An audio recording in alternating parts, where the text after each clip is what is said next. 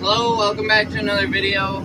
I'm starting out spraying this morning. I don't really know if this is going to be the full video today, is just spraying, but I don't want to give you guys a whole nother video of just that because spraying has gotten boring. But I've sprayed a load out already, running 50-acre loads, and this is my second one going out. I decided to do all Liberty instead of breaking up a bunch of pieces here and there and doing Roundup and Enlist and then Liberty on some. One, because I don't have enough Enlist. Two, I've got 65, 70 gallons of Liberty left that should probably get used up. So we're going to try and knock this out, save the Enlist for any bailout that's needed later, and then we'll see where that gets us. If the wind doesn't shut me down after this load, it's still still. It's supposed to be still until noon. But if the wind doesn't shut me down, I think my well will after the next load, because my 1,500 gallon tank had 400 gallons in it when we left. We're pulling 1,000 gallons out of it at a time, so it could very possibly not have enough water in it when we get back. We may have to wait on the next load, and then that means we will definitely not have enough water for the load after that. So then we'll just shut down and wait till tonight when that tank is recovered, and then we can get back to it. We are spraying our last field of the morning, I think. This will be, once this tank loads out, this will be 150 acres done since 7. I think I left it 6:45. Now it's like 11. So, not too bad.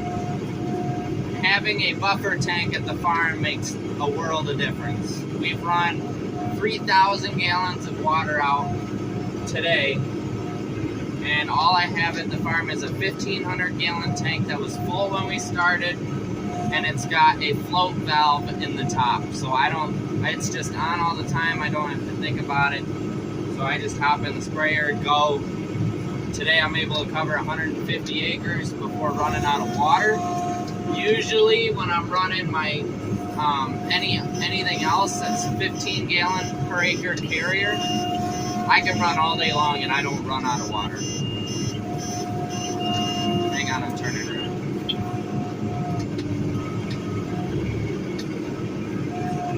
But with that being said, I told you guys about those upgrades I want to make with the 3-way valve and all that.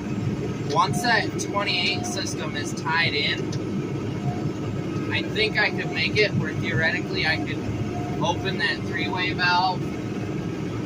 I gotta change the way it's plumbed somehow, but I can open that 3-way valve and use one or maybe even 2 of my 28 tanks as a buffer water tank, so that the day before I could switch a valve and my water tank would gravity flow into one of the 28 tanks. There's a 2,200 gallon tank and a 2,500 gallon tank that's available right now. That water could backflow and let that water tank fill up more, and I could start the day off with like 2,500, 3,000 gallons of water, and then I don't have to worry about running out. I think that's something I'm going to look into doing next year. Just to help, because like today the wind is starting to pick up, so I'm going to be done anyway, and it's not going to be a big difference, but some days I can't run all day, and some days I only got one day to run all day, so having that flexibility would be really cool. But anyway, we're 14.5 acres into this, 24 acres. I think we're going to run out about an acre short. That acre over there, though, was sprayed like 2 weeks ago, so it's pretty clean yet, and I'm not going to worry about coming back for it. So then tonight, or tomorrow morning, we only have 2 loads, maybe even a load and a partial. Maybe it's 2 loads and a partial, I'm not sure, but we got 58 acres right next to this one. and we have 6 acres down next to the farm, and that's it for soybean spraying. Then we can switch over to foliar. Yeah, I know I'm going too fast. Then we can switch over to foliar and start. There's 70 acres that's ready right now, and then when we're done with that, we'll see where stuff sits. I think what we are going to try and do is get this combine pulled out of here. Gotta go through, change the oil, change filters, switch it over to wheat, which is a little more intensive than switching from corn to soybeans, but it's not bad still. So we gotta move this generator rack out of the way, which we use skid loader for. And we're gonna clean up some stuff and tuck it back in there. I think maybe once the combine's out, we'll do that, because I gotta arrange some boxes. This box has soybean seed in it from the planter, and then just got a bunch of trash in here to pick up. So we'll get stuff moved around, cleaned up, use a skid loader, stack those boxes back up. Maybe we'll actually put the generator like right there, shove that generator way in the back, and little stuff like that. Let's see if this thing will start. Usually starts the first time out of the barn. It's always the second time for some reason it ends up with a dead battery. I don't understand the physics behind that, but oh, she's dirty. She's really dirty. All right. Drag leader cable down there. Let's see, you ready? We've got power.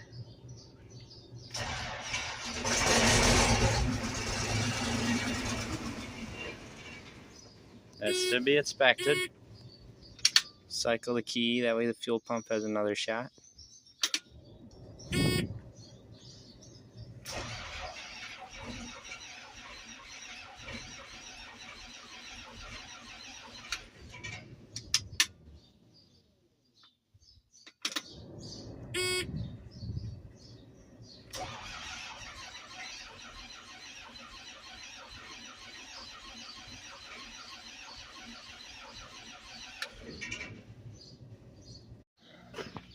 Well, it seems to be what I suspected.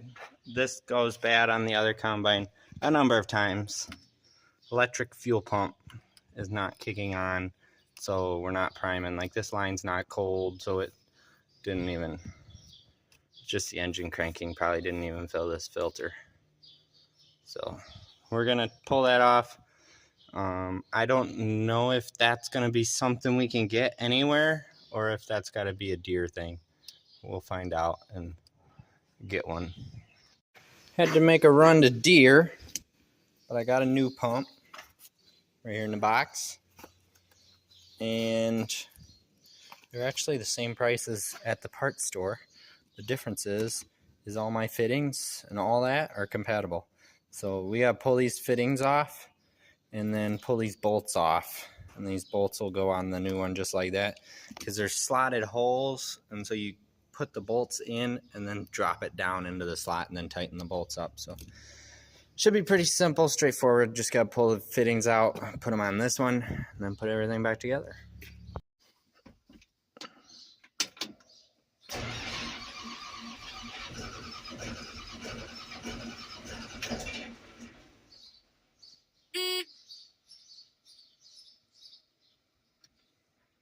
I can hear the fuel pump running now. Give it a minute.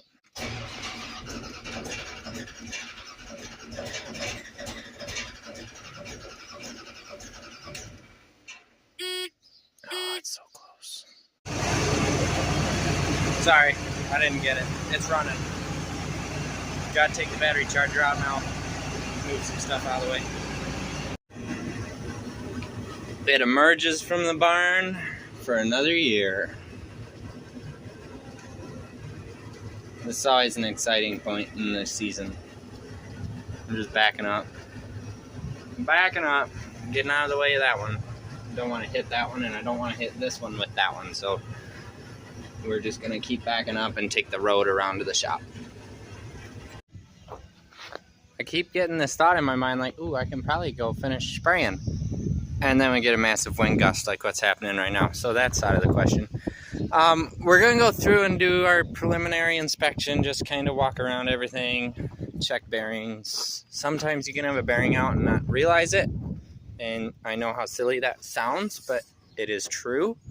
There are bearings that just don't cause a vibration when they go out, and you can't find them. So we will do a pretty good look through, check belts. I think it was last year at this time we replaced the clean grain elevator belt and this back belt. This back belt was showing a lot of wear. It was really bad, and then you have to take that clean grain elevator belt off to get to this one. So we went ahead and changed them both. There's some other odds and ends bearings that we've done. To switch over to wheat, we'll have to move this chopper forward. We are starting out with laying windrows of straw, so we'll get that all moved. It's pretty easy on this one. The other one used to be this easy, but it got to where none of the gearing and stuff worked on the movement stuff, so you just pushed it with the skid loader until it was where you wanted it. Wheat, you run everything pretty tight, so we'll have to climb up in there, pull any of that corn trash out so that the chaffer and all that closes up. And then we have to change the oil, obviously, so that's the oil drain there. We'll put a bucket under it and start draining the oil. We'll have to make sure we have all the filters on the shelf, which there are some John Deere filters because that's just what we had laying around last year for some reason. So everything will probably be back to Wicks this year. The belt for the choppers there, I think it does not look good. We may get a new one. You see that big chunk out of it? So I'll check that out closer. But when you move the chopper forward, they still want you to run it just so that it doesn't fill up with stuff. So that's what that shorter belt is for. And you run it on low. The first 50 or 60 acres is going to be straw, and then after that we move the chopper back and then chop the rest of it. So but yeah, just preliminary checks. We have this shield laying in the barn. That shield is over where the combine was parked. I just didn't want to put it back on knowing we were going to take it right back off. That one fell off and got ran over by this, and then again by our custom harvester client, his rolling harrow, because it fell off during corn and he rolled all his stalks like we did, and he found that with the rolling harrow. So that shield is not in great shape, but we'll try and get it straightened up enough to get put back on. All this stuff, we had some issues with this pump last year, so hopefully it'll be all good this year. Bearings and everything got rebuilt in this twice.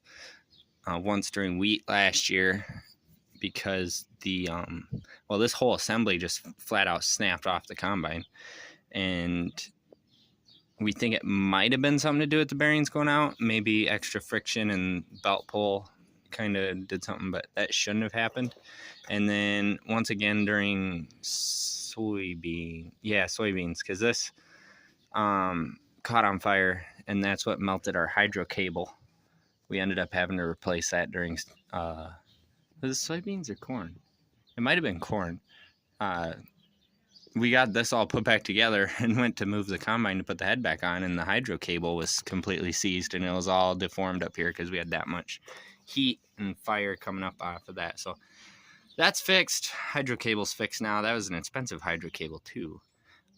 But this whole assembly is off of the 9500 that is over there, that is sold, that is leaving. So this one has all used parts in it. That one has all the new bearings and new parts in it because we stole it off of that one to put on this one, got through harvest, and then rebuilt the one on the workbench and put it back on that one so that we could list it and sell it. So right or wrong, that's what we did. I've had those bearings there go out, and those are replaced. We've had just about every bearing on this thing replaced. The one back in here off the variable thingy, got a little bit of wear showing there. That's pretty typical. The other one had it too. But I don't see anything out of the ordinary. We're gonna check roller chains, see if we need to replace them, which that one's still pretty early in its tension, so should be all good. We're cutting this 2 acres behind the farm again. This is second cutting technically, but it's not completely ready, but we want to try and eliminate that milkweed. We got quite a few big pockets out here, and it's kind of invasive when it comes to hay, so we want to get them cut down. So we're mowing, Dad's mowing with the Massey and the John Deere Moco. It's holding up so far. It lasted through first cutting, and just have some dull knives. I think right now it's leaving a little stringy bit here and there, but for the most part it's pretty good.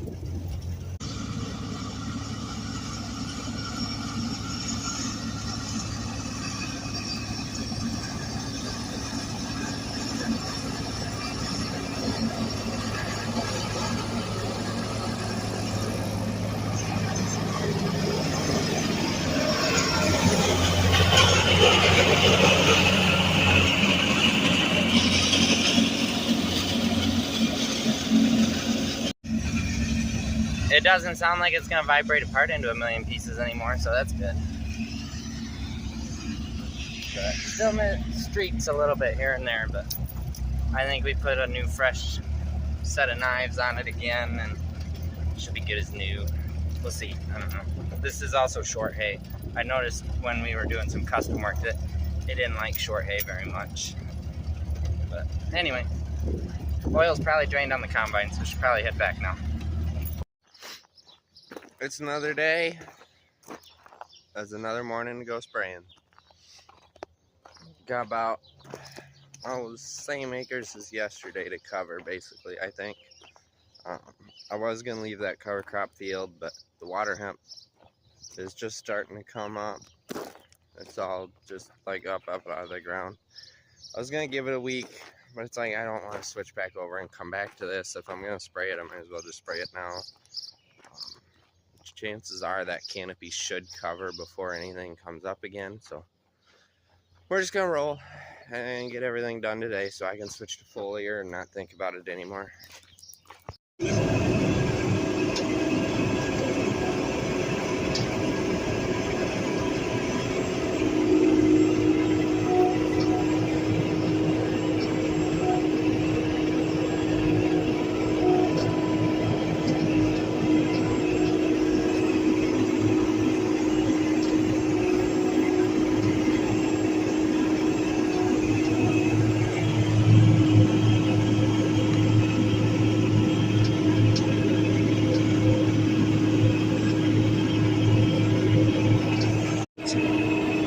This field looks really good on this side. As I say that, I drive to a bad spot, but it's really easy this year to get caught up with it and say that you have a bad looking crop. But for me anyway, our crop, I don't want to sound arrogant or prideful, but our crop is one of the better looking ones in the area as far as growth progression. I haven't seen anything anywhere near the height of ours, but it's just because we plant early, we take that risk. Sometimes that risk doesn't work. I'll be the first to admit that. We've done a lot of replant the last couple years, but for the most part, the risk pays off. So, but I just gotta remember that we're sitting in a good spot right now. For the weather we had this spring, we could be in a lot worse position, and I have fields that are in a lot worse position, but I just gotta remember to be grateful for what I got.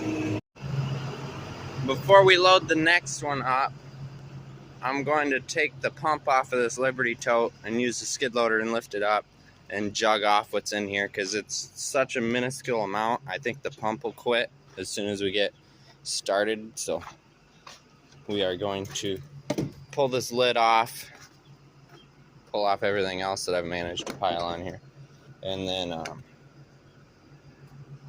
grab the skid, lift it up.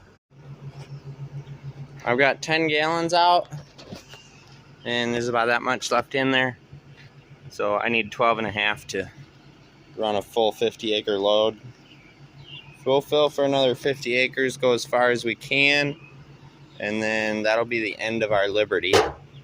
And we'll have to switch to Enlist for the last, 30 acres, I think, will be left. So that's fine. I've got 130 acres of Enlist in here. Once we run Enlist, we will turn back on the Roundup and run Roundup again. I put a little PVC elbow on the inside of this tank as an anti-vortex device, but it's starting to anti-vortex again, so I wonder if that thing fell off. I put it on last year, I think, so it might have jarred loose when I moved that tank. But you can see that's how much Liberty's left in the tote. Pretty much empty. I don't know if you can get another jug off of that or not.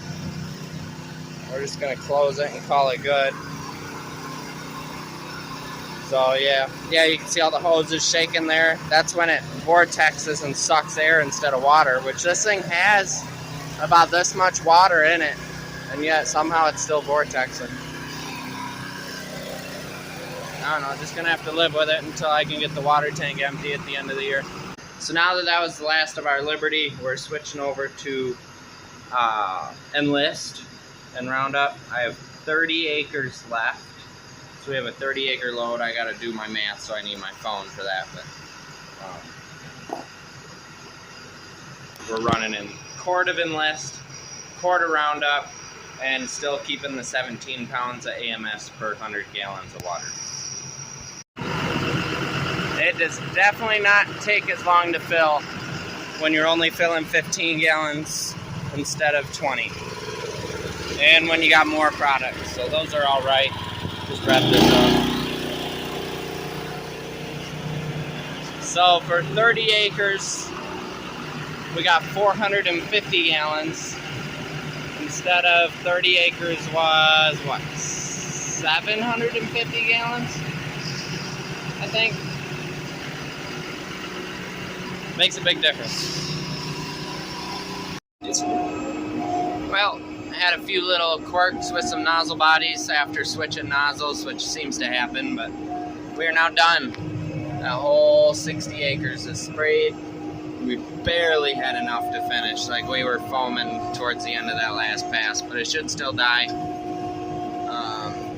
So now we head back and get the mix pad set up for foliar, and then do all these same acres again.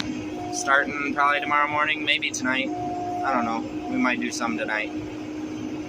But yeah, we do all the same acres we just covered over the last 2 days all over again. Some of them need to wait. These ones aren't in an R stage yet, so we don't want to foliar them yet. The field we just came out of is in an R stage, and so is the early beans. Feels good to have herbicide done. It's always a daunting task, but honestly, after the first day, realized it was going to go pretty fast. So that's good. So I'll turn the camera around, show you guys what I'm thinking for setting up this mix pad for foliar. So I have this tote of extra that was left in the planter when we were done. This is just going to get mixed in gradually, or maybe all in with the first load. I don't know. We'll see what gallons look like and how much we need. It looks like it's a manganese mix, so it can probably go in the first load, because the first load is down at Dad's house. That field was a manganese field, and so we may just dump all that in on that one. And it's 70 acres, so 50 gallons of product isn't going to be too noticeable in that. So we got to pull both of these totes out. If we use everything that's in that, and I won't know until I do calculations, I'll write down all my recipes while I eat lunch. These totes will go out. That tote will come up here and be used to draw out of, because all the mixing, I do all the mixing in the tote. I mix 3-18-18, the micros and the sugar and the boron and everything in this tote, and I suck that up into the sprayer, and then I draw my water up and fill the rest of the way until the sprayer's full. That's just the way I do it. There's such high volume of fertility going in these mixes. We're running 8 gallons to the acre total, and then usually like 4.5 to even 5 or 6 gallons of that is product. So you can't induct all of that through a cone and only induct that last 3.5, 4 gallons of water. So that's just the way I do it. I mix it all in the tote and then pull it into the sprayer. So then what I'm going to do is I'm going to jug off the rest of what's in this boron tote so I can get this pump. And I'm going to stack all my 318/18 totes right here facing that way so I can have this pump and just move it from tote to tote. And I'll pump my 318/18 into this tote or into whatever tote I'm mixing into, I mean. So that's the plan. Got the recipes all made up. Now we're just going to get this 318/18 arranged and get this boron jugged off. Although I might wait until it's time to actually start spraying because nothing's got caps on it. I don't want to get spilt by something. But yeah, so it's 93 degrees right now. So absolutely no when it comes to foliar. Ideal temperature is 70, but we can run up to like 75, 80. But once we get to that temperature, key shuts off, we go do something else. So we're gonna hopefully start tonight and get a couple loads off, and then maybe again in the morning start back up. Dad's probably gonna go Ted here shortly, and we've got the mower still hooked up. I definitely just got sidetracked, and I'm looking for my drink. I just found it. I'm not gonna worry about getting all this set up right now. I gotta wait 4 days after herbicide application to let that plant come out of that shock of the herbicide. So it's going to be Friday night. We'll start foliaring.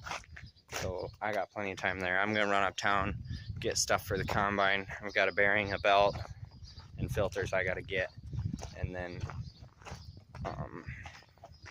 we'll start working on that, I guess. So I started a little bit. I adjusted the feeder house drum.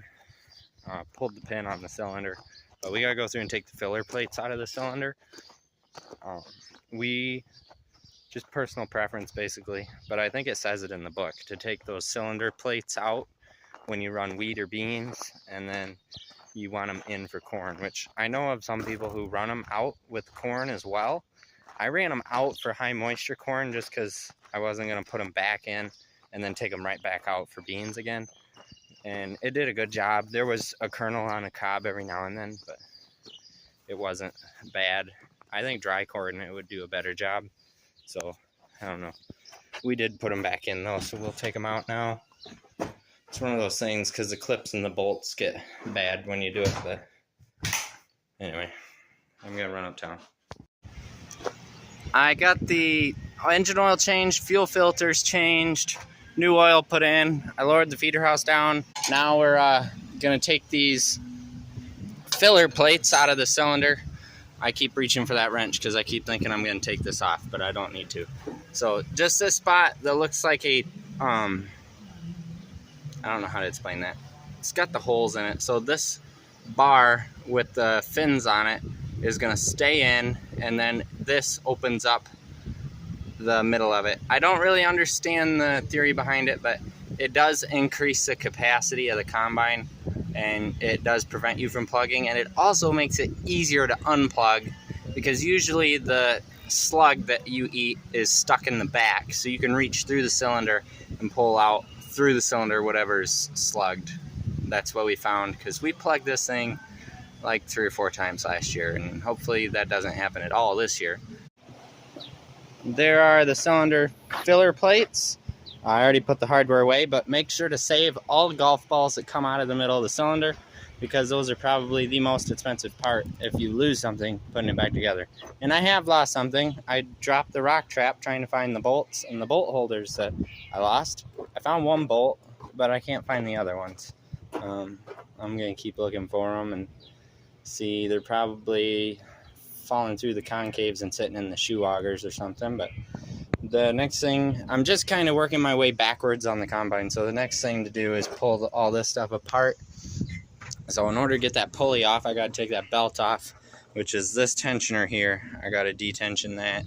I can pop that belt off, hang it up here on something, and then the center bolt, it looks like takes the full hub off, and then it exposes the bearing, and I can't remember exactly what these look like, but they come, I think each bearing is isolated with its own cam, because these things go back and forth. So the shaft rotates in one spot, and then the hole is on one side of the bearing, so the bearing kind of rolls around like so. I believe they're isolated. So the first one, we take these bolts out, that arm drops down, we take this whole casting out, and then we press a new bearing on, which will be in a couple days according to my parts guy, so that's fine. Cylinders in high, you can see the pin in there, so that's ready.